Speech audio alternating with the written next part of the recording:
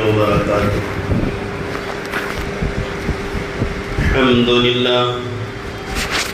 لله نحمده ونستعينه ونستغفره ونؤمن به ونتوكل عليه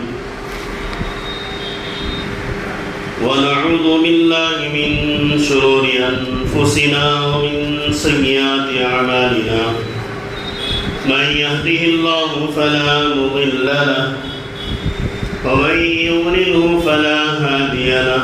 ونشهد أن لا إله إلا الله وحده لا شريك له.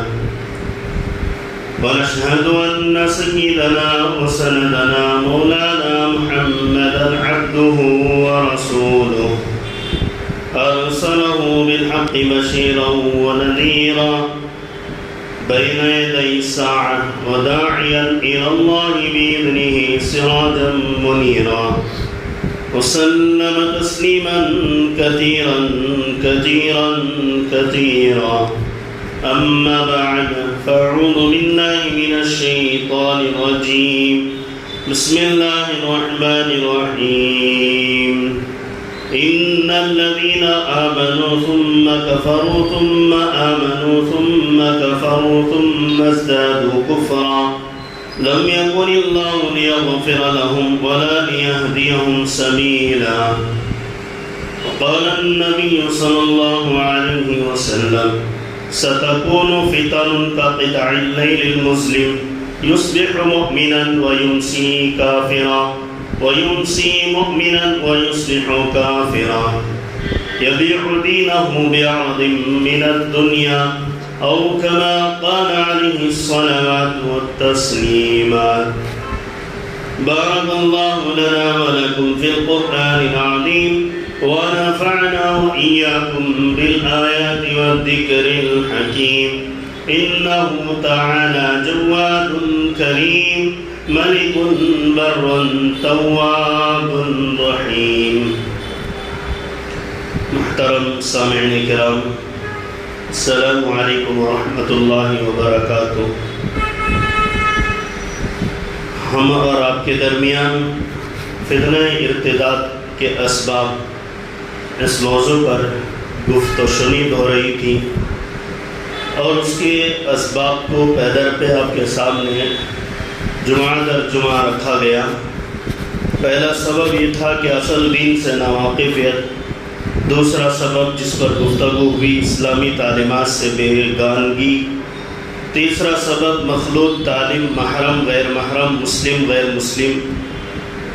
چوتھا سبب غیر مسلموں کے ساتھ یارانہ تعلقات.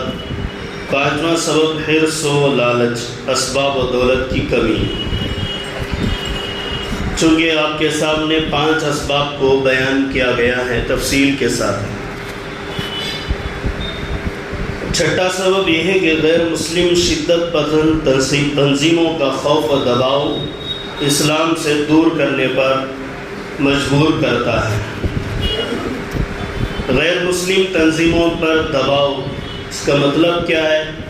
جہاں آبادی کے اعتبار سے، کمیونٹی کے اعتبار سے مسلمان قلت میں پائے جاتے ہیں، جہاں مسلمانوں کے مکان اکا دکا ہوتے ہیں، اور جہاں تجارت کے اعتبار سے مسلمان کم پائے جاتے ہیں، اور جہاں رعب اور دبدبے کے اعتبار سے مسلمانوں کا بس نہیں چلتا، ایسی جگہوں پر غیر مسلم شدت پسند تنظیمیں، جن کے ناموں سے آج آپ بخوبی واقف ہیں، بلکہ وہ بھی کھل کر میدان میں آ کر کام کر رہے ہیں، اس لیے ہر مسلمان کو واقف ہونا ہی چاہیے.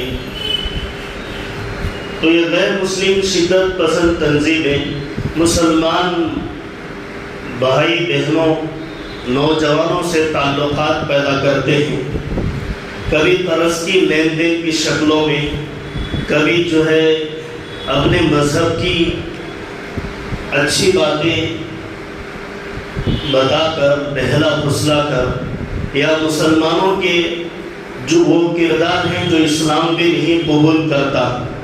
باتیں یاد رکھنا، مسلمانوں کے وہ کردار جو اسلام بھی قبول نہیں کرتا، ایسے کردار بعض مسلمانوں سے صادر ہو جاتے ہیں.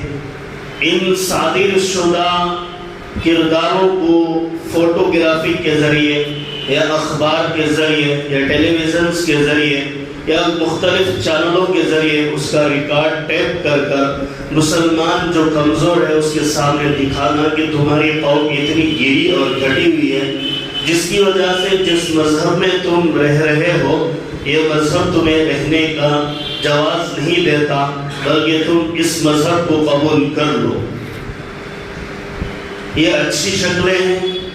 اس کی آخری شکل یہ ہے کہ کوئی نہیں مانتا ہے تو وہی واقعہ ہے جو سرکار دو عالم صلی اللہ علیہ وسلم کے ساتھ کفار مکہ نے پیش کیا. وَإِذْ يَمْكُرُ بِكَ الَّذِينَ كَفَرُوا لِيُثْبِتُوكَ وَيَقْتُلُوكَ وَيُخْرِجُوكَ وَيَمْكُرُونَ وَيَمْكُرُ اللَّهُ وَاللَّهُ خَيْرُ الْمَاكِرِينَ. وَجَعَلْنَا مِنْ بَيْنِ أَيْدِيهِمْ سَدًّا وَمِنْ خَلْفِهِمْ سَدًّا فَأَغْشَيْنَاهُمْ فَهُمْ لَا يُبْصِرُونَ. وَمَا رَمَيْتَ إِذْ رَمَيْتَ وَلَكِنَّ اللَّهَ رَمَى وَلِيُبْلِيَ الْمُؤْمِنِينَ مِنْهُ بَلَاءً حَسَنًا. یہ تین آیتیں جو حضور صلی اللہ علیہ وسلم پر واقعہ ماب لنچنگ جو آپ پر واقع ہوا لیکن اللہ نے اس کو نہیں کروایا کہ بلکہ شیطان اور اس کے دوست ابو جہل اور دیگر جو مکہ کے قریش سردار تھے وہ سب بیٹھ کر مشورہ کر رہے تھے کہ محمد صلی اللہ علیہ وسلم کے ساتھ کرنا کیا ہے. کسی نے کہا کہ ملک در بدر کر دیا جائے, تڑی پار کر دیا جائے. تو شیطان نے کہا کہ اگر وہاں چلے جائیں گے تو وہاں پھر اپنا دباؤ دبدبا اور اپنی محنت سے پھر ابھر کر ہمارے تک آئیں گے. تو کسی نے کہا کہ قتل کر دینا چاہیے. تو شیطان نے کہا اگر ایک آدمی قتل کرے گا تو بنو ہاشم بڑا خاندان ہے اور بڑے خاندان کا مقابلہ کرنا بڑا مشکل ہے اور دیت دینا مشکل ہے اور قریش ہمیں نہیں چھوڑیں گے. تو ابو جہل نے کہا کہ یہ کام کریں گے کہ قریش کے 12 قبیلے ہیں, 12 نوجوانوں کو جمع کریں گے, رات کے اندھیرے میں محمد صلی اللہ علیہ وسلم کا نعوذ باللہ حلہ بول دیں گے. اللہ نے قرآن پاک میں آیت نازل فرمائی وَإِذْ يَمْكُرُ بِكَ الَّذِينَ كَفَرُوا کہ کافر تمہارے بارے میں مکر و فریب کر رہے ہیں, دغا بازی کا کام کرنے والے ہیں. لیثبتوک آپ کو جلا وطن کریں گے, لیقتلوک یا آپ کو مار ڈالیں گے, اور لیخرجوک یا آپ کو بستی سے نکال دیں گے. وَيَمْكُرُونَ وَيَمْكُرُ اللَّهُ وہ سازش کرتے ہیں اور اللہ بھی منصوبے بناتے ہیں. وَاللَّهُ خَيْرُ الْمَاكِرِينَ اللہ بہترین منصوبہ بنانے والا ہے. یہ آیت کریمہ نازل فرمائی. محمد صلی اللہ علیہ وسلم آیت جب نازل ہوئی تو بیدار ہو گئے. آپ نے اپنی جگہ حضرت علی رضی اللہ عنہ کو اپنے بستر پر سلایا اور جب کمرے سے باہر نکلے تو دیکھا قریش کھڑ کے نوجوان کھڑے ہیں, کچھے ارادے سے کھڑے ہیں. آپ نے قرآن کی آیت پڑھی وَجَعَلْنَا مِن بَيْنِ أَيْدِيهِمْ صَدًّا وَمِنْ خَلْفِهِمْ صَدًّا فَأَغْشَيْنَاهُمْ فَهُمْ لَا يُبْصِرُونَ. آپ نے اس آیت کریمہ کو پڑھا کہ اللہ ان کے آگے بھی دیوار بنا دے, ان کے پیچھے بھی دیوار بنا دے, انہیں کچھ نہ نظر آئے اور ان کی آنکھوں پر پردہ ڈال دے, اور ان کنکریوں پر دم مارا, پھونکا اور پھینک دیا. آپ نکل گئے. اللہ کہتا ہے محمد صلی اللہ علیہ وسلم تمہیں خوش ہونے کی ضرورت نہیں ہے. وَمَا رَمَيْتَ إِذْ رَمَيْتَ جب آپ نے کنکریوں کو پھینکا آپ نے نہیں پھینکا. وَلَكِنَّ اللَّهَ رَمَى ہم نے ان کنکریوں کو حکم دیا کہ ان کی آنکھوں میں جا کر پڑھو. وَلِيُبْلِيَ الْمُؤْمِنِينَ مِنْهُ بَلَاءً حَسَنًا اس کے بعد بھی بہت سی آزمائشوں سے مسلمانوں کو گزرنا ہے. اس کے بعد نیکی کی امید کی جاتی ہے. قیامت تک مسلمانوں کو صبر کا دامن تھامے رہنا ہے, عفو کا دامن تھامے رہنا ہے. حالات آتے رہیں گے, نبرد آزما ہونا ہے. اللہ کہہ رہا ہے اللہ کہہ رہا ہے کہ حالات آتے رہیں گے۔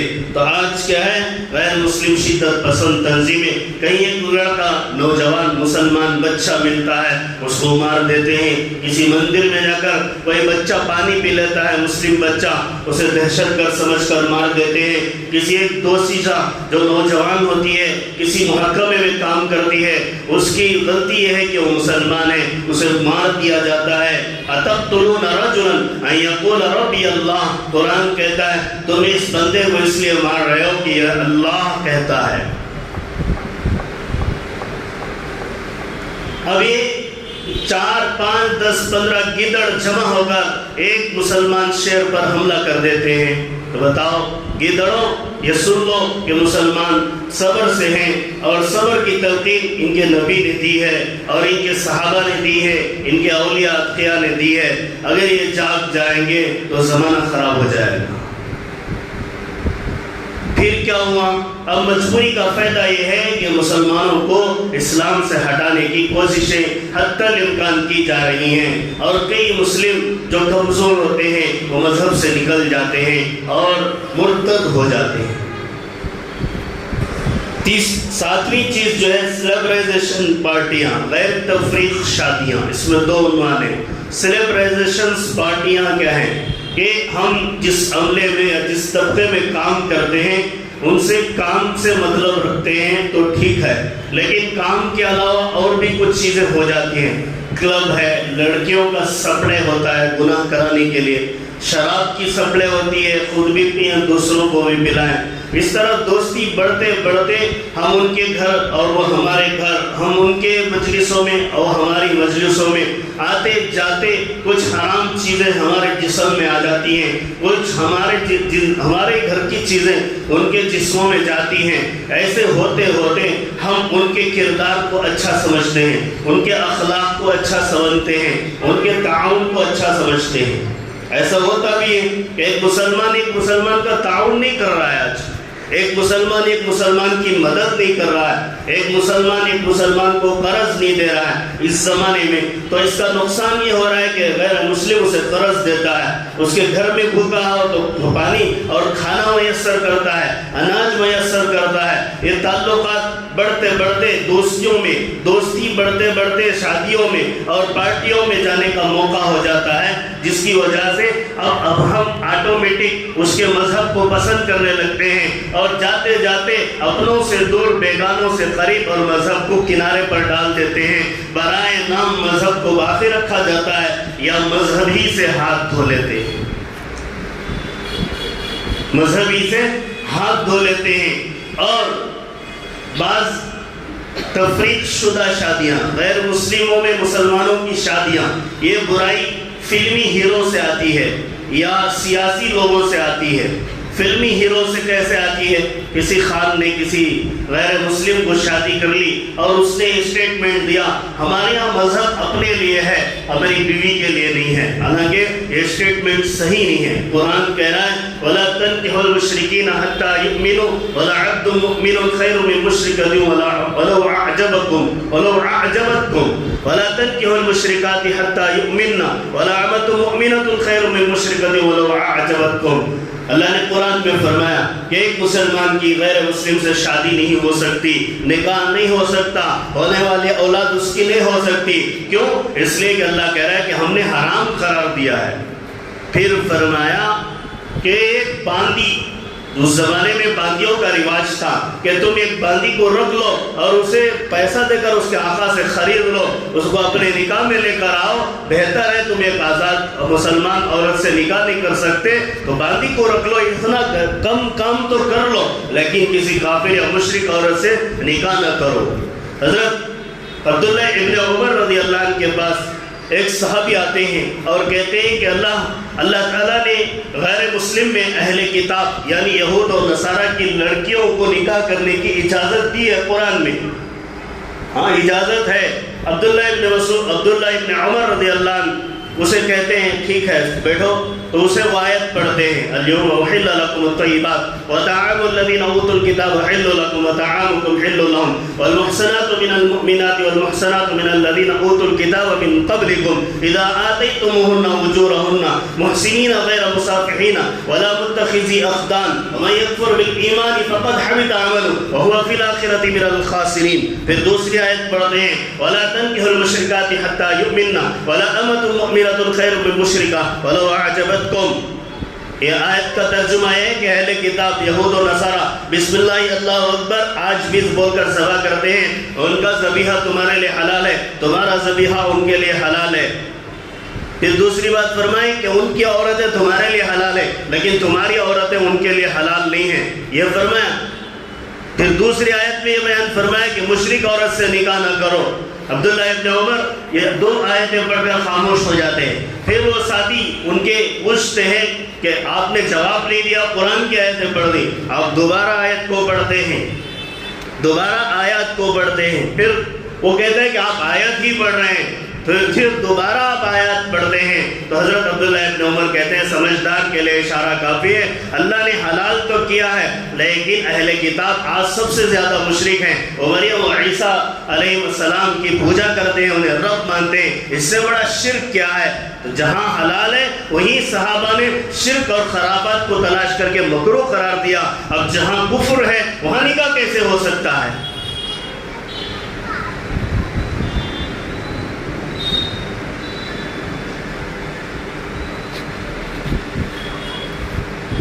پھر آٹھویں شکل یہ کہ نکاح میں زیادہ جہیز کی لین دین. سب سے بڑی مار جو مسلمانوں میں پڑی ہے، اس کا شروع میں بہت حلوہ اچھا لگتا ہے. جب اس کے وصولی کے دن آتے ہیں تو یہ حلوے میں جو ہے بسان بدبو اتر جاتا ہے، خراب ہو جاتا ہے. مطلب اس لیے کہہ رہا ہوں دارالخزاں میں کئی بار بیٹھنے کے دن ہوئے کئی واقعات کے ذریعے، تو پتہ چلا کہ جو قاضی صاحب ہیں انہوں نے حساب لگاتے گئے کہ لڑکے کو چھوڑنا ہے لڑکی سے اور لڑکی کو چھڑانا ہے لڑکے سے. تم نے اتنا لیا، تم نے اتنا لیا، سب لکھتے گئے اور 6 لاکھ روپے ہوئے، 10 لاکھ روپے ہوئے، 15 لاکھ روپے ہوئے. اور وہ لڑکا پریشان ہو جاتا ہے اتنی رقم ہمارے پاس نہیں ہے واپس دینے کے لیے. تو قاضی صاحب نے کہا ارے بھائی سنت اور شریعت کے مطابق نکاح کر لیتے تو یہ کہانی ہی نہیں ہوتی، یہ کہانی ہی نہیں ہوتی. تمہیں پسند ہوتا تو رکھ لیتے، پسند نہیں ہوتا تو چھوڑ دیتے. جو مہر ہے وہ معاف کر دیتی، یا معاف نہ ہو تو معافی کے یا مہر کے بدلے میں وہ خلا لے لیتی، ختم ہو جاتی کہانی. تم نے بہت کچھ مانگ لیا، اب دینا ہی پڑے گا. تو آج کیا ہے؟ مانگ زیادہ ہے، دسترخوان سجانا ہے. غریب کہاں سے لائے گا؟ متوسط آدمی کہاں سے لائے گا؟ ایک برائی سے کئی برائیاں وجود میں آتی ہیں. مسلمانوں کی نسل کم ہو جاتی ہے. بچیاں پیدا ہونے پر آر محسوس آج بھی لوگ کر رہے ہیں. بچے پیدا ہونے پر آر محسوس آج بھی کر رہے ہیں کہ غریب گھرانے میں لڑکیاں ہوتی ہیں، لڑکے کو بھی رشتہ نہیں آتا، لڑکی کو بھی رشتہ نہیں آتا. وجہ یہ ہے کہ انہیں پالتا نہیں، انہیں دیتا نہیں.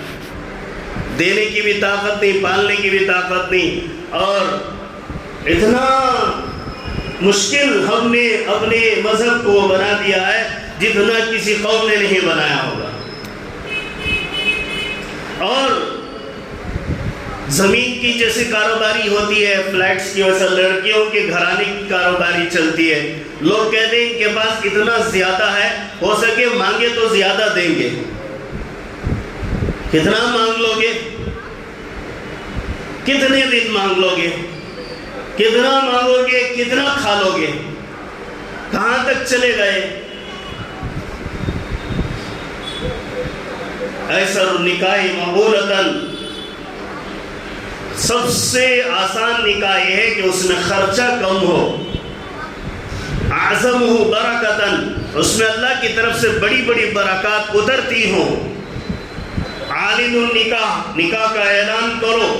مسجد میں کھڑے ہو جاؤ، یوں کہو کہ آج ہماری بچی کا نکاح ہے، ہمارے بچے کا نکاح ہے، تمام احباب تشریف فرمائیں، بیٹھ جائیں گے لوگ، قاضی دفتر اٹھائے گا، نکاح پڑے گا، آپ ہاتھ میں چھوارے لے ایک طبق میں سب کو بانٹ دیں اور کہیں کہ جائیں ہمارا نکاح ہو گیا۔ اتنا آسان ہے نکاح کہ دعوت کرنا کوئی شرط نہیں ہے، کھانا کھلانا نہیں شرط نہیں ہے، رکھ برکھ کے کھانے طلب کرنا شرط نہیں ہے، اور خمے جلانا شرط نہیں ہے، شادی محلات کا خریدنا شرط نہیں ہے، کوئی ضروری کام نہیں ہے۔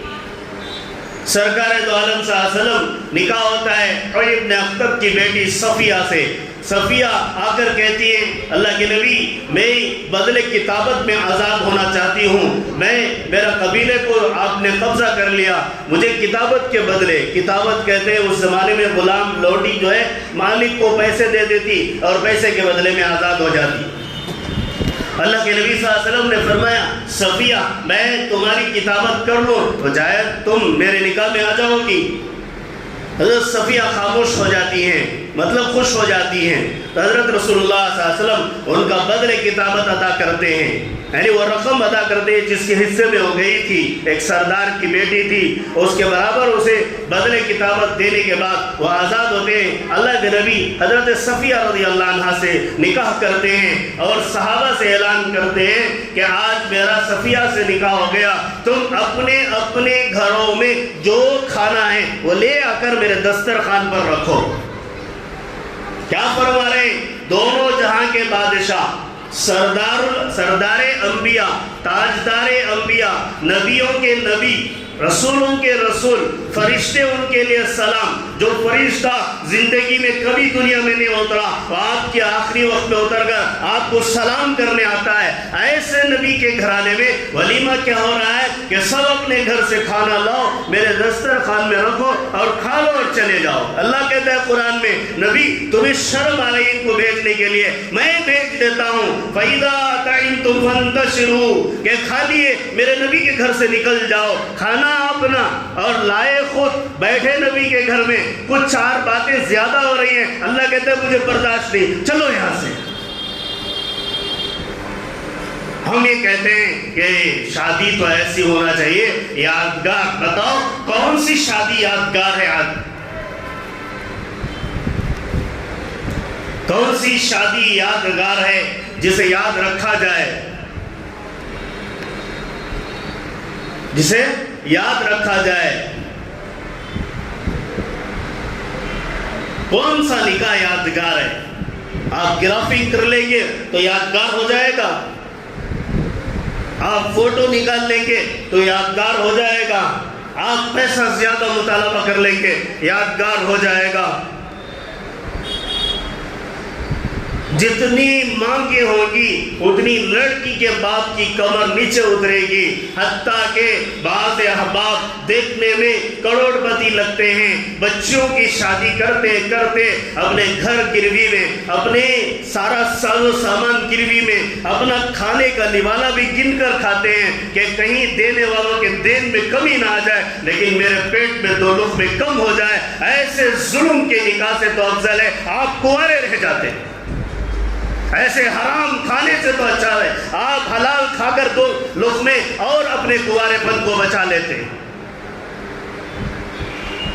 اور دسترخوان پہ ایسے لٹ پٹتے ہیں، پتہ نہیں کہاں سے اتنے لوگ آ گئے اور پتہ نہیں کب کھایا نہیں، اللہ معاف کرے گستاخی ہو رہی ہے، لیکن بولنا ہے، ہم نہیں بولیں گے تو کون بولے گا؟ اتنے کھانے کے مطالبے کیا ضرورت ہے؟ میرے آقا کے گھر میں حضرت عائشہ رضی اللہ عنہ کہتی ہیں جب اچھا کھانا آ جاتا میرے آقا کی وفات کے بعد مجھے رونا آتا ہے تو میں دل بھر کر روتی ہوں اور روتے روتے اور تھک جاتی ہوں، لیکن میرے آقا کے گھر میں دو کالی چیزوں کے سوا، پانی اور کھجور کے سوا کچھ نہیں ہوتا تھا، اور نیچے بچھانے کے لیے کھجور کے چھال کی حاضر تھی، جس کی وجہ سے آپ کا بدر مبارک پر نشان پڑ جاتے تھے۔ اے مسلمانوں، جس آقا کی پیروی کرتے ہیں ہم لوگ، اس کے مطابق اگر زندگی گزار لیں گے، پوری دنیا ہمیں سلام کرے گی اور ہماری زندگی کو نمونہ بنائے گی۔ کتنے قسم کے کھانے کھاؤ گے؟ مختلف قسم کے میٹھے، مختلف قسم کے گوشت، اسے چبا رہا اسے کھا رہا، اسے چبا رہا اسے کھا رہا، پتہ نہیں کتنا کھائے گا۔ اور دیکھا کہ بعض لوگ پورا کھاتے بھی نہیں اور ناحق دسترخوان پر چھٹ دیتے ہیں، اور کس کس کا حق تھا سب پھینک دیتے ہیں۔ اللہ کہتا ہے اسراف کرنے والا شیطان کا بھائی ہے، ان المبذرین کانوا اخوان الشیاطین، اسراف کرنے والا شیطان کا بھائی ہے۔ اتنے بڑے خرچ کی شادیاں، اللہ کہتا ہے اعلان کر کے شادی ہو، ہم اسے اتنا بڑا رخا چھپاتے ہیں، پتہ نہیں اس رخے کی وجہ سے کتنی شادیاں ہو سکتی ہیں۔ سادی سیدھی شادی کرو، آپ کے پاس مال ہے تو آپ جس نکاح میں اتنا خرچ کر رہے ہیں اس نکاح کے ذریعے کئی غریب لڑکیوں کا لڑکوں کا نکاح کا انتظام کر دو۔ اسی ایک دعوت میں کئی لوگوں کی محفلیں سج جائیں گی اور کئی دعائیں کا ثمرہ آپ کو مل جائے گا، کئی دعاؤں کا ثمرہ آپ کو مل جائے گا، کئی سسکتی آنکھوں کے آنسو رک جائیں گے، کئی قرض کے لدے پٹے بوجھ ہلکے ہو جائیں گے، کئی معصوم زندگی بنا لیں گے۔ نکاح کو آسان کرو، نکاح بہت آسان ہونا ہے۔ اب جہیز کی لین دین بھرمار کی وجہ سے کیا ہوتا ہے، کسی کافر پر للچائی نظریں کسی مسلم بچی کی اور اس نے بٹا لیا، لے کر بھاگ گیا، اب پیٹ رہے ہیں واقعہ، اس کے ماں باپ سے کہتے ہیں کیا کرنا ہوگا سو ہوگا، چلے گی تو ہمیں کیا کرنا۔ وجہ اس کی حقیقت میں یہ نہیں ہے، وجہ یہ ہے کہ ان کے گھر میں دین لین کے لیے کچھ نہیں ہے، دین لین کے لیے کچھ نہیں ہے، کچھ نہیں ہونے کی وجہ سے وہ کہیں بھی چلے جاتی ہیں۔ دوسری طرف لڑکے کم کماتے ہیں اس لیے لڑکی کا رشتہ نہیں دیتے، یہ بھی غلط ہے۔ حضرت سعید ابن المسیب رحمت اللہ علیہ کے ایک شاگرد ان کے ساتھ بیٹھے تھے، پڑھا رہے تھے، اپنے شاگرد سے پوچھا کیا تمہارا نکاح ہوا؟ سعید ابن المسیب استاد تھے، پوچھا نکاح ہو گیا؟ نہیں میرا نکاح نہیں ہوا ہے۔ تمہارے پاس نکاح ہونے کے لیے کچھ ہے؟ انہوں نے کہا کچھ نہیں۔ کیا میں تمہارے نکاح کا انتظام کر دوں؟ استاد نے کہا ہاں کر دیجئے۔ گئے اور قاضی کو بلایا، بٹھایا، بیٹی کا نکاح اپنے شاگرد سے کر دیا اور لے جا کر ان کے گھر خود اپنی بیٹی لے جا کر چھوڑ دی کہ بیٹی میں نے اس کے حوالے تمہارا نکاح کر دیا ہے، اب تو ہے تیرا شوہر ہے۔ وہ گھر کے اوپر کی بالکونی میں کھڑے ہو کر اونچائی میں آواز دینے لگا کہ میری ماں میری بہنیں آؤ، میری دلہن کو سجاؤ، میرا بستر بناؤ، میرا نکاح ہو گیا ہے۔ ماں کو بھی خبر نہیں، باپ کو بھی خبر نہیں، بہن کو بھی خبر نہیں، نکاح ہو گیا۔ استاد نے شاگرد کا نکاح پڑھا دیا۔ یہ کون سعید ابن المسیب ہیں جس دن حجاج ابن یوسف نے مدینہ منورہ پر حملہ کیا تھا، 17 دن کا حملہ ہوا تھا، مسجد نبوی 17 دن بغیر اذان و اقامت کے چلی تھے۔ اس دن سعید ابن المسیب پورے 17 دن مسجد میں رہتے تھے اور قبر اطہر رسول اکرم صلی اللہ علیہ وسلم کی قبر مبارک سے اذان ہوتی اور سعید ابن المسیب نماز پڑھتے مسجد میں۔ کتنا بڑا درجہ ہے ان کا، اتنے بڑے آدمی اپنی بچی کو ایک شاگرد کے حوالے کر دیا اور اس کی ماں آئی اور اسے سجایا اور سجا کر بٹھا کر کہا بیٹا جلدی نہیں کرنا، بچی ابھی معصوم ہے، نصیحت کر کے چلی گئی۔ دوسرے دن آئے استاد کے سامنے شرمائے شرمائے بیٹھے تو استاد نے پوچھا شرماؤ نہیں، کل کا مہمان پسند آیا یا نہیں آیا؟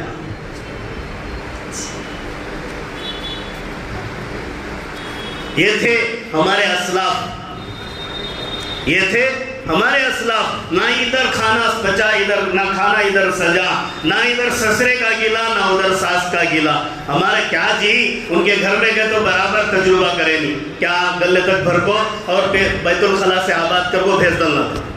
ادھر ہے تو انہوں کیا جی انہوں بھی برابر دیکھ بھال کرے نہیں۔ آخر کتنا کھائیں گے ہم لوگ؟ جانور بھی اتنا نہیں کھاتا جتنا ہم لوگ کھا رہے ہیں۔ اللہ حفاظت فرمائے۔ نہیں، چھوڑ دو یہ سب چیزیں، اللہ کے نبی کا طریقہ اختیار کرو، آسان زندگی۔ یوں کہو کہ ہم تمہارے دسترخوان پر کچھ لینا نہیں چاہتے، اگر ویسے بھی آپ مہمان نوازی رواداری کے طور پر کرنا چاہتے ہیں، کچھ چائے وائے ہو جائے، ہم اپنا نکاح کر کے چلے جائیں گے۔ آسان کرو، دین کو بتاؤ امت کو کہ ہم بالکل آسان نبی کے آسان زندگی۔ جو کروڑ پتی صحابی ہے عبد الرحمن ابن عوف وہ نکاح کر کے آتا ہے اور اللہ کے نبی کے سامنے حاضر ہوتا ہے، اور اللہ کے نبی ان کے بدن پر پیلے داغ کو دیکھ کر پوچھتے ہیں عبد الرحمن انکحتا، کیا نکاح کر لیا؟ عبد الرحمن ابن عوف کہتے ہیں ہائے اللہ کے نبی میں نے ایک انصاری عورت سے نکاح کر لیا، کیا تمہیں وہ لڑکی پسند آئی؟ تو عبد الرحمن ابن عوف کہتے ہیں ہاں پسند آئے، لیکن انصار کی عورتوں کی پتلیاں آگے پیچھے ہوتی ہیں، آنکھ کی دیکھ کر شادی کر لیتے، کہیں تمہیں کوئی عیب پسند نہ آئے۔ تو عبد الرحمن ابن عوف کہتے ہیں مجھے وہی چیز اچھی لگی۔ پھر یہ نہیں پوچھتے کہ عبد الرحمن تم ہجرت کر کے آئے، تمہیں تجارت میں سعد ابن معاذ کو دیا اور تم چھوڑ دیے اور خود کی تجارت قائم کی، خود اچھے کاروباری بنے، سب میری وجہ سے ہوا، مجھے کیوں نکاح میں نہیں بلائے؟ ہرگز اللہ کے نبی صلی اللہ علیہ وسلم نے سوال عبد الرحمن ابن عوف سے نہیں کیا، ہرگز یہ سوال نہیں کیا۔ سادی سیدھی زندگی، ولیمہ کیا ہے؟ جو راستے میں ملے 10-15 مسلمانوں کو لے جاؤ یا 100 مسلمانوں کو لے جاؤ کھلا دو، اسی کو ولیمہ کہتے ہیں۔ گلا کیوں کرنا ہے؟ ارے جتنا حق تھا اتنا، جتنی چیزوں کا مکلف تھا اتنا اس نے کام کیا، اگر پورے شہر کو کھلانا ہے تو اتنا حیثیت والا نہیں ہے، اب اس کے اوپر گلا کیوں کرنا ہے؟ ہم نے حق کیا بنا ہے؟ اب شادیاں ایسے ہو رہی ہیں، پھر نکاح کے مسئلے اتنے پیچیدہ کہ جب بھی لڑکا لڑکی کے پاس جاتا ہے تو لڑکی کہتی ہے ہمارے پاؤ اتنا دیے نا، پوچھتی ہے دیکھو جی کر لے کیسے ہوگا، تو کیا جواب دینا؟ تو یہ معاملہ غلط تو الفاظ غلط، زندگی برباد، پھر قاضی کے پاس جاتے ہیں ان کی دونوں کی بن رہی نہیں، ختم کر دو لو کہانی۔ اللہ حفاظت فرمائے۔ اللہ کے نبی صلی اللہ علیہ وسلم نے فرمایا نکاح بہت آسان کرو، لین دین نہ رکھو، کیوں؟ زندگی بھر ہم نے اسے قبول کر لیا ہے، مرنے تک اسے پالنے کے لیے ہم نے قبول کر لیا ہے، مرنے تک اسے گھر دینے کے لیے ہم نے اپنے نکاح میں لے لیا ہے، کیا ہم نہیں پال سکتے؟ چار اللہ سے مانگ کر، محنت قسم کر کر، روزی روٹی کما کر اپنے بیوی بچوں کو پال نہیں سکتے؟ آخر سسرال کا دیا ہوا ہے ہمارے آخری زندگی کی سانس تک چلے گا؟ نہیں، کبھی بھی نہیں چلے گا، بلکہ وہ چند لمحوں میں ختم ہو جائے گا۔ تو یہ ایک سبب ہے جس کی وجہ سے لڑکیاں یا لڑکے کفر کی طرف مائل ہو جاتے ہیں۔ پھر فرمایا ایمان کی قدر و منزلت گھروں میں نہیں سکھائی جاتی ہے، ایمان کی قدر و منزلت گھروں میں نہیں سکھائی جاتی ہے۔ دیکھو پوری دنیا میں آج ایک نظام چلا ہے، آپ اپنے بچے کو اسکول میں لے جاؤ تو اسکول والے پوچھتے ہیں کہ باپ پڑھا ہے، ماں پڑھی ہے، اگر کہتے ہیں کہ دونوں میں کوئی ایک پڑھا ہے تبھی لیتے ہیں، یا دونوں میں دونوں پڑھے ہیں تبھی لیتے ہیں۔ اگر یوں کہا جائے کہ دونوں نہیں پڑھے ہیں تو واپس بھیج دیتے ہیں۔ کیوں؟ اس کا جواب کو سوال پوچھنے پر کہتے ہیں کہ ان پڑھ کے بچے کیا پڑھیں گے۔ تو ایسے ہی سمجھو کہ جس گھر میں دین نہیں ہے، نہ ماں میں دین ہے نہ باپ میں دین ہے، نہ ماں میں ایمان کی باتیں چلتی ہیں نہ باپ میں ایمان کی باتیں چلتی ہیں، جس گھر میں ویرانی ہے اس گھر میں چراغ کیسے جلایا جا سکتا ہے؟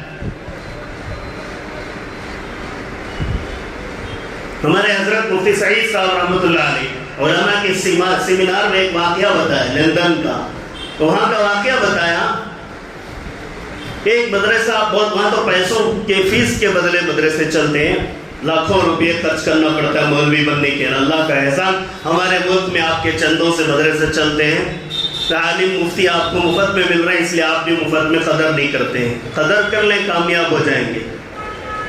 تو وہاں جو ہے داخلے کے لیے گئے تو انہوں نے پوچھا کہ تمہاری بیوی یا تمہارے گھر تمہارا کوئی وقت لگا ہے، یعنی اللہ کے راستے میں 4 مہینے وقت لگا ہے، یا تم کچھ دین پڑھنا جاننا سیکھتے ہو؟ تو انہوں نے کہا نہیں۔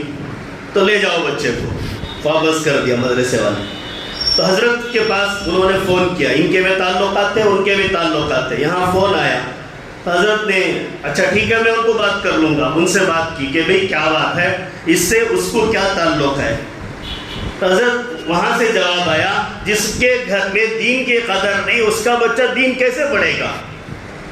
جس کے گھر میں دین کی قدر نہیں، ایمان کی قدر نہیں، نہ سیکھا نہ پڑھا نہ سمجھا نہ سنا، تو اسے کیسے دین آئے گا؟ اس لیے ہم نے ایسی شرط لگا دی ہے اچھا چلو تمہاری ٹھیک ہے شرط تو ٹھیک ہے، اب کرنا کیا ہے؟ اس آدمی کو کیا کہنا ہے؟ تو اسے کہو کہ پہلے وہ خود جا کر دین سیکھ کر آئے، پھر اپنے بچے کو لا کر داخل کرے، ہم لے لیں گے۔ تو پھر مفتی صاحب ادھر سے فون کرتے ہیں کہ بھئی تم یہاں سے ابھی ارادہ کر کے ابھی نکل جاؤ، اگر تمہارے بچے کو مولوی مفتی بنانا ہے پہلے دیندار بنو۔ تم کیا معلوم ہوا جس گھر میں دین نہیں ہے، وہ دین نہ ہونے کی وجہ سے دین کی باتیں نہیں آتی، دینی زندگی نہیں آتی، تعلیم و تعلم کا ماحول نہیں آتا، فضائل کی تعلیم نہیں ہوتی، مسائل کی تعلیم نہیں ہوتی، پاکی ناپاکی کے مسائل نہیں معلوم ہوتے۔ اور بعض لوگ تو ایسے بھی ہوتے ہیں، معاف کر لو اگر بول دوں، اجازت دو تو بول دوں گا، آئندہ آپ نہ کریں گے، اس لیے کہنا چاہتا ہوں کہ بعض لوگ اپنا شو یا اپنا سر اور کٹنگ وغیرہ بنانے کے لیے ناپاک حالت میں چلے جاتے ہیں، اور وہ ناپاک بال کی خرید و فروخت اور اسے کٹا کر اور ایک حرام کام کر کے آتے ہیں، وہ بھی بال کاٹ کے بھیج دیتا ہے، ہم بھی اتار دیتے ہیں، حالانکہ پاک ہو کر جانا چاہیے، غسل کر کے پھر آپ دوبارہ غسل کرنے حجامت کرنے پر، یہ آسان طریقہ ہے، لیکن ہمیں دین نہیں معلوم ہے اس لیے کام کر لیتے ہیں، اتنی دور تک ہم گرے ہوئے ہیں۔ جس زمین کے حصے پر ناپاک فرد قدم رکھتا ہے وہ زمین کا حصہ اسے بددعا دیتا ہے، اے اللہ تو کیسے انسان تو میرے پیٹ پر چلا رہا ہے۔ پہلے غسل واجب ہوتا ہے، اس واجب غسل کو ادا کر لیں، اس کے بعد آپ کی باقی ضروریات کو پورا کریں۔ آپ سوچیں گے جمعہ ہے آج تو پورے کام کرنے ہیں، پہلے اسی کام کو کر لینا بعد میں غسل کرنا ہے، یہ ترتیب نہایت غلط ہے اور اس پر اجر بھی نہیں ہے بلکہ الٹے گناہ ہیں۔ اور سمجھو دوسرا نقصان یہ کہ اس نے جس قینچی کو ہمارے جسم پر لگایا وہی قینچی کسی پاک آدمی پر بھی لگاتا ہے، وہ بھی ناپاک بن جاتی ہے، پھر اور کو لگاتا ہے، دسیوں کو کرتا ہے، دسیوں کے سر ناپاک ہو جاتے ہیں، دسیوں کے سر ناپاک ہو جاتے ہیں۔ جس اسطورے سے وہ مڑتا ہے، بلیٹ اگرچہ بدلی ہوگی، ہاتھ تو لگا ہوگا، اسطورہ تو وہی پکڑا ہوگا، اس کی وجہ سے دسیوں کی گردنیں ناپاک ہو جاتی ہیں۔ برائے کرم دین سیکھے اور دین کی قدر و منزلت کو پہچانے۔ دین حقیقت میں کیا ہے؟ تسلیم و رضا کا نام ہے۔ اللہ کہتا ہے مسافر کو 2 رکعت نماز پڑھو، وہ 2 ہی پڑھے گا، 8 اور 4 نہیں پڑھے گا۔ مقیم گاؤں میں رہنے والا ہے، اسے 4 پڑھو، 4 ہی پڑھے گا۔ اس وقت تم پاک ہو تو یہ اللہ کا حکم ہے، پاک ہیں۔ اس وقت اللہ کہتا ہے کہ تم ناپاک ہو تو ہم ناپاک ہیں، اسی کو دین کہا جاتا ہے۔ یہ دین سیکھنا نہایت ضروری ہے۔ پھر فرمایا آخری وجہ بول کر بات ختم کر دیتا ہوں کہ آگے موضوع نہیں چلانا ہے۔ شادی وقت پر نہیں کی جاتی اور بچے سوشل میڈیا میں مصروف ہیں۔ شادی وقت پر کی نہیں جاتی، شادی وقت پر کی نہیں جاتی کا مطلب ایک ہے حکومت کے اعتبار سے لڑکا لڑکی کا بلوغ 18 اور 21 طے کیا گیا ہے، اسی کے بعد اب نکاح کریں۔ دوسری بات ہے کہ وقت پر کی نہیں جاتی، جب بچہ بالغ ہو جاتا ہے نکاح کر دینا چاہیے، جنازہ تیار ہو جاتا ہے دفنا دینا چاہیے، نماز کھڑی ہو جاتی ہے پڑھ لینا چاہیے، حضرت علی رضی اللہ عنہ نے فرمایا۔ اور نکاح وقت پر کریں گے فائدہ ہوگا یکونوا فقراء یغنیہم اللہ من فضلہ، نکاح کے وقت اگر تم غریب بھی ہوگے اللہ مالدار کر دے گا، نکاح کے بعد سہولتیں میسر ہو جائیں گی، سہولتیں میسر ہو جائیں گی۔ اللہ کے پاس 3 ریٹرن ہیں، فل کیش بیک ہے۔ پہلا ریٹرن کیا ہے؟ نکاح کے بعد مالدار ہو جائیں گے، دوسرا ریٹرن ہے حج کرنے کے بعد مالدار ہو جائیں گے، تیسرا ریٹرن ہے زکوٰۃ کا دیا ہوا مال اللہ 100% واپس کرے گا۔ یہ تینوں باتیں قرآن میں اور حدیث میں ہیں۔ تو بچوں کی شادیاں وقت پر کر دینا، لوگ سوچتے ہیں 32 سال کا لڑکا ہو رہا ہے، 25 سال سے بھی آگے عمر ہو گئی ہے، لڑکی بیٹھی ہوئی، لڑکے بیٹھے ہوئے گھروں میں نکاح نہیں ہو رہا، وجہ پوچھنے پر کہتے ہیں حضرت ہمارا بچہ پاؤں کو کھڑے نہیں، پھر کس کو کھڑے ہونے؟ ہاتھوں کو کھڑا ہے۔ جس حیثیت کی وہ کمائی کماتا ہے آپ اس کو کمانے سکھانا ہے، اور لوگوں کے پاس اپنے کسب کی اہمیت نہیں ہے۔ پہلی بات، پہلے سنو یہ بات، اگر میں کوئی کسب کرتا ہوں، ایک ہے اپنا کسب، ایک ہے پروفیشنل کسب، پروفیشنل یعنی پڑھائی لکھائی، یہ بھی ہونا ہے، اور خود ماں باپ کے جو خاندانی کاروبار ہے، خاندانی ہنر ہے، اسے بھی باقی رکھنا ہے۔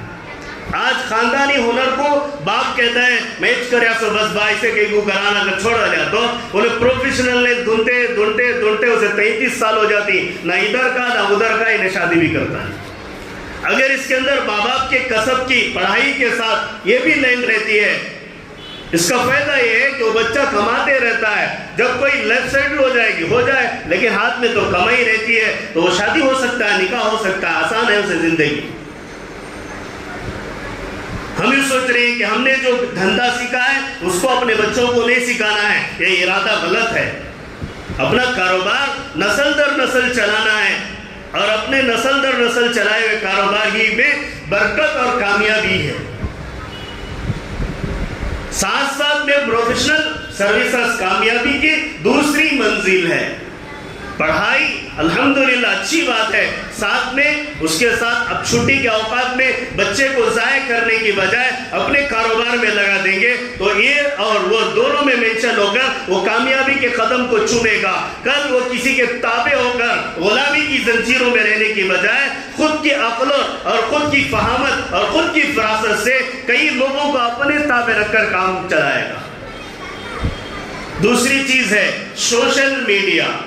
سوشل میڈیا ایک گمنام رستہ ہے جس کے اندر جانے والا واپس نہیں آتا ہے، بھٹک گیا گمراہ ہو جاتا ہے، حتیٰ کہ ہمارے فرینڈس ریلیشن شپ کون سے ملک سے ہو رہی ہے، کیسے ملک والوں سے ہو رہی ہے معلوم نہیں۔ اگر وہ ملک ہمارا دشمن ملک ہوگا تو ہمارے گھر میں اچانک ڈاکہ پڑتا ہے اور سلاخیں گننی پڑتی ہیں، ہم سوچ بھی نہیں سکتے۔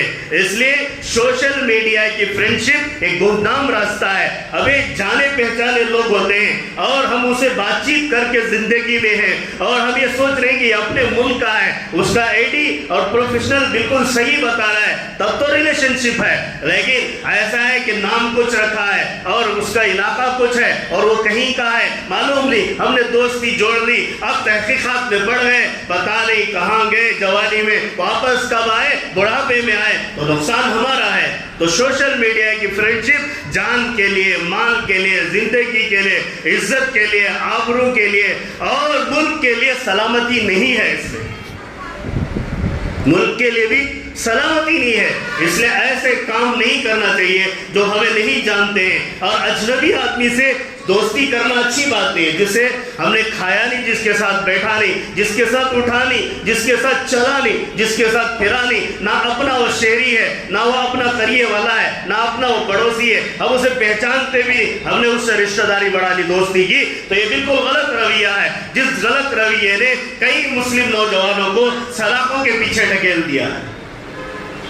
دوسری بات، اس کے ذریعے سے غیر مسلم تنظیمیں جو ہیں اور شادی اور لڑکوں کو ابھارنے کے مسائل پر پیش کر کے آگے بڑھاتے ہیں اور اتنی دوستی کر لیتے ہیں جس کی وجہ سے لڑکے پھنس جاتے ہیں یا لڑکیاں پھنس جاتی ہیں اور نکاح کر لیتے ہیں اور مرتد بھی ہو جاتے ہیں، یا تو عیسائی بن جاتے ہیں، یا تو نصرانی بن جاتے ہیں، یا تو یہودی بن جاتے ہیں، یا کیا بن جاتے ہیں پتہ نہیں، اور اپنا مذہب بھی بدلنے کے لیے اس اندھے عشق میں برباد و تباہ ہو جاتے ہیں۔ اور جن چیزوں کو ان لوگوں نے رائج کیا ہے، ایک ضرورت کے تحت رائج کیا ہے۔ ضرورت کا مطلب ایک بزنس ہے، ایک خط ہے، ایک لفافہ ہے، پہلے پوسٹ کے ذریعے بھیجا جاتا تھا، اب سوشل سروسز کے ذریعے آپ بھیجیں، لیکن اس کو آپ ایک زندگی کا اصل مقصد بنا کر 24 گھنٹے نوجوانوں کو دیکھو جن کی کمر سوکھ کے لکڑی کی سے بھی کمزور ہو رہی ہے، ان کے ہاتھ پیر میں کچھ دم خم نہیں ہے، شاید کہ نکاح ہو جائے تو بیوی کو نہ نبھا پائے، لیکن موبائل میں ایسا مشغول ہے کہ سامنے کون گزر رہا ہے، باپ بھی گزرے گا اسے پتا نہیں، ماں بھی گزرے گی پتا نہیں، گلی کا مولوی صاحب بھی گزرے گا پتا نہیں، کوئی اچھا اللہ والا ساتھی بھی گزرے گا پتا نہیں، کسی کا سلام نہیں، کسی کا جواب نہیں، موبائل ہی اس کی بیوی ہے، اسی کو دبانے میں سے مزہ آتا ہے۔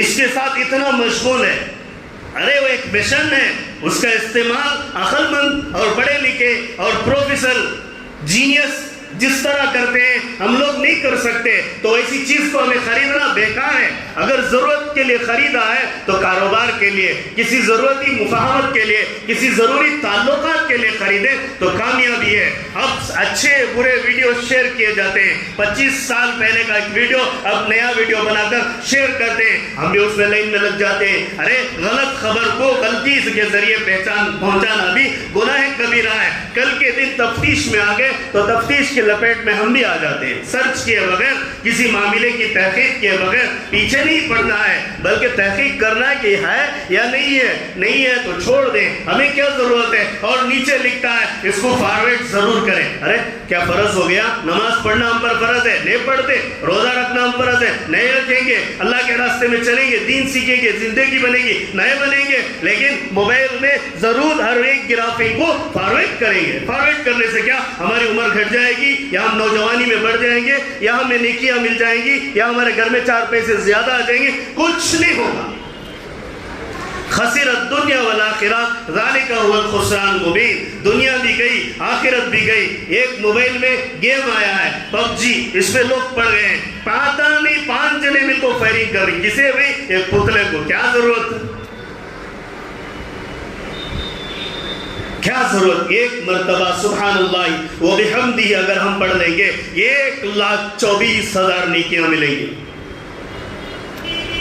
1,24,000 نیکیاں۔ اب اسے ضائع کرنے وقت اتنا ضائع ہو رہا ہے، لوگ کہتے ہیں کام کرنے ٹائم نہیں، کھیلنے ٹائم ہے، کمانے ٹائم نہیں، کھیلنے ٹائم ہے۔ باپ پر خرچ کا بوجھ، باپ پر خرچ کا بوجھ، گھر میں کھانے کو نہیں، لیکن نوجوان کمانے سے زیادہ موبائل پر وقت لگاتا ہے۔ اللہ کے واسطے آج میں امت کے نوجوانوں کو خصوصی طور پر عرض کر رہا ہوں، آج اگر تمہاری جوانی کی حفاظت کرنا ہے، سب سے پہلے اپنے موبائل کو ضرورت سے زیادہ استعمال کرنے سے بچ جاؤ۔ موبائل ضرورت کے لیے رکھا گیا ہے، اس لیے ضروری آفسوں میں اور ضروری جگہوں میں یہ لکھا جاتا ہے یہاں موبائل استعمال کرنا منع ہے، اس لیے کہ تم جس کام کے لیے آئے وہ کام کرو۔ یا موبائل کا کام کرو گے تو تمہارا اور ہمارا کام نہیں چلے گا۔ کئی یونیورسٹیوں میں، کئی بڑی یونیورسٹیوں میں یہ قانون پاس کیا گیا ہے کہ موبائل رکھیں گے تو بچے کو نکال دیا جائے گا۔ وجہ یہ کہ جس مقصد کے لیے تعلیم میں تم بھیجے ہو وہ مقصد موبائل نہیں ہے۔ کیوں؟ دنیا کے ہو یا دین کی دانشگاہیں عقل مند کہہ رہے کہ موبائل انسان کو تباہی کے دہانے پر لے جاتا ہے، ضرورت کے تحت استعمال کیا جائے تو کامیابی ہے۔ ضرورت کیا ہے؟ سلام، مصافحہ، کلام، بات چیت، ضرورت کی باتیں ختم کر دی۔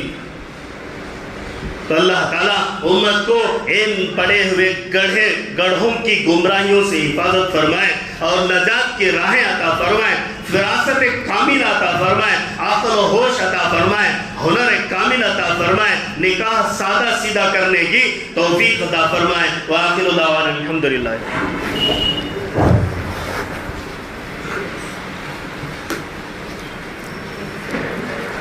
بسم اللہ الرحمن الرحیم۔